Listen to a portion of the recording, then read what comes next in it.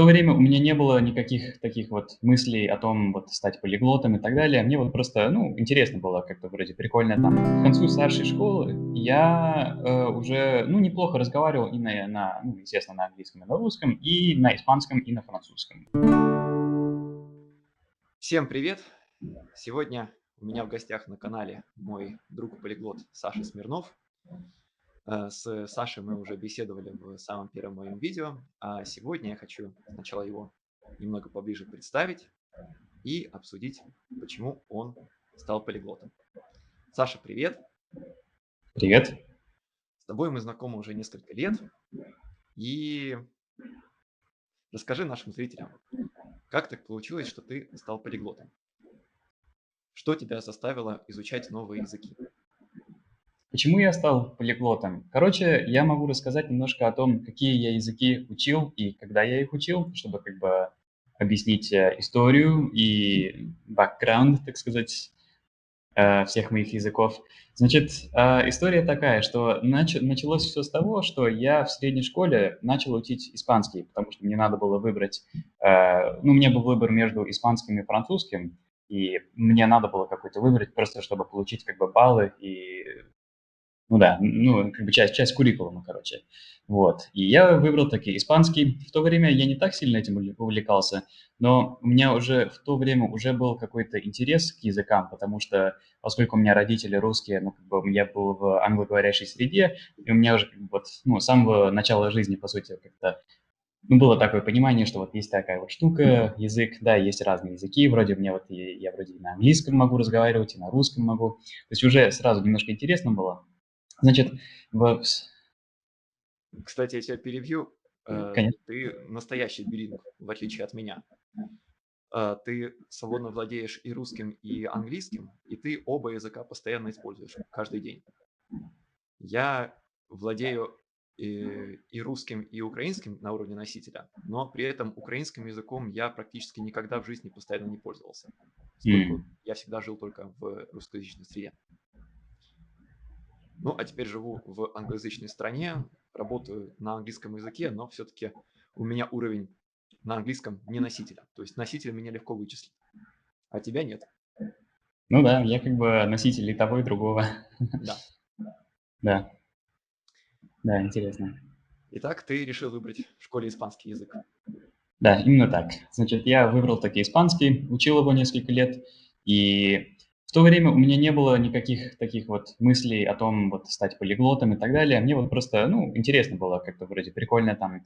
Я начал понимать мексиканцев, которые там в ту же школу ходили и так далее. Ну, просто как бы на уровне прикольно было, по сути.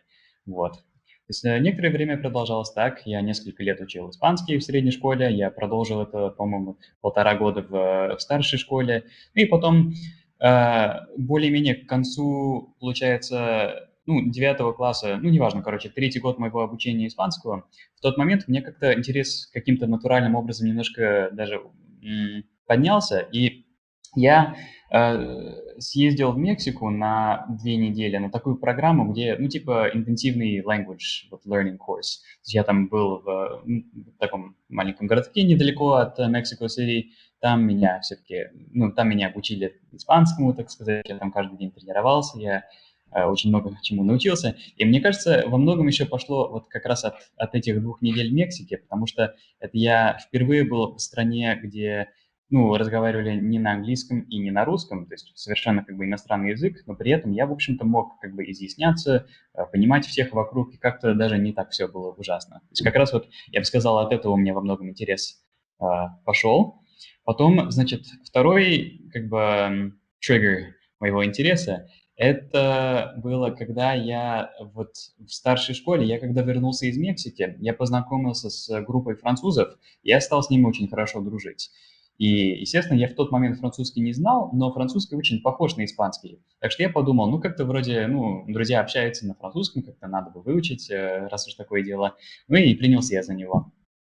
И как раз оттуда вот во многом у меня возник интерес к фонологии, потому что, естественно, французская фонология очень сильно отличается и от русской, американской, у них там вообще ну, много чего очень интересного происходит. Мгм. Как раз там вот у меня вот возник интерес к вот, очень хорошему произношению и так далее. Вот. Да, короче, вот, значит, к концу старшей школы я уже, ну, неплохо разговаривал и ну, естественно, на английском и на русском, и на испанском, и на французском. Вот у меня уже эти 4 языка были. Да? Кстати, а правда ли говорят, что франкофоны обычно очень привередливы и предпочитают, чтобы с ними разговаривали или на очень хорошем французском языке, или уж тогда на английском? Я Ну, слышал такую жалобу от некоторых знакомых. я тоже такую жалобу слышал. Я не могу сказать, потому что у меня опыт с франкофонами как бы двойной, в том плане, что, значит, я разговаривал со своими друзьями в старшей школе на своем французском. Естественно, поскольку они были мои друзья, они как бы, ну, они мне помогали, да, то есть они не дразнили меня, ничего такого, нормально к этому относились. Вот, поддерживали меня в этом и все такое. Потом я несколько лет спустя съездил во Францию и там несколько недель провел в Париже. И к тому моменту у меня французский уже был достаточно хороший, что вот у меня не было этого момента, где вот как бы француз стал бы, наверное, жаловаться, потому что я уже, в общем-то, мог спокойно на нем разговаривать. Испанскому языку тебя учили учителя по учебникам в школе. А как именно ты построил обучение французскому? Ну, поскольку это был первый иностранный язык, который я выучил, у меня в тот момент толком системы не было. То есть что я делал? Я как-то вот много разных вот маленьких ресурсов из многих мест вот брал, и вот то, что работало, я продолжал это делать. То есть, например, я воспользовался app'ом Duolingo, который, я уверен, в общем-то, все знают. То есть этим некоторое время попользовался. По-моему, я еще потом скачал какой-то workbook, ну, типа там французский для начинающих, и там какие-то задания делал. Потом мне прочитал просто грамматику французского, там, например, вот статья на Википедии, там как бы неплохой обзор французской, допустим, грамматики. Фонологию тоже я более-менее способом как бы, вот, читания Википедии и, ну, как бы читание описания французской фонологии на Википедии и вот слушание разных как бы записей, я вот как бы тренировал свое произношение. Ну и потом, например, разные там, если я что-то не понимал с точки зрения грамматики, допустим, ну, просто вот в Гугле находил какую-нибудь статью, их там дофига, много разных блогов, которые описывают это дело, и просто как-то вот такие вот маленькие кусочки из разных мест брал, и таким образом себе построил что-то. Ну и главное, это что поскольку у меня было с кем разговаривать, то вот у меня эта тренировка очень хорошо получалась. То есть я вот что-то вот, допустим, в статье прочитал, и вот сразу вот мог, допустим, с друзьями попробовать этой конструкцией, допустим, воспользоваться. То есть у меня такой как бы фидбэк был хороший был. Я сейчас сравниваю это с тем, как начиналась моя собственная история. Я тоже учил в школе дополнительный иностранный язык, немецкий, но его учил настолько плохо, что скорее получил травму и в итоге подумал, что у меня нет никаких способностей к языкам и так далее. Мгм. Что к немецкому потом было довольно трудно возвращаться снова, когда мне в жизни он уже оказался необходим. А э, язык, который я начинал изучать для души, его в школе у меня не было, это итальянский. Вот им я занимался просто по методике, которую составлял для себя сам. Пробовал все, что кое-как для меня работало, хватался за все, что угодно, и то, что нравилось, то у меня и оставалось в арсенале. Ну да, у меня было что-то похожее с французским в целом. Как бы, поскольку системы толком не было, в школе меня этому не учили, я что-то похожее сделал. Просто вот как собственную систему как-то сколачивал. Какой был тогда пятый язык в твоей жизни? Какие-то слова я запоминал только в написании.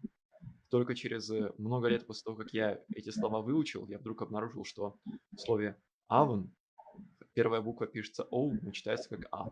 Так что я подумал, что, ну, в общем, китайцев в мире вообще столько, естественно, и вообще в целом, ну, прикольно, как бы, что у них там, не знаю, на этих красных там их штуках, которые висят там в крыше и так далее. Ну, просто прикольно, как бы.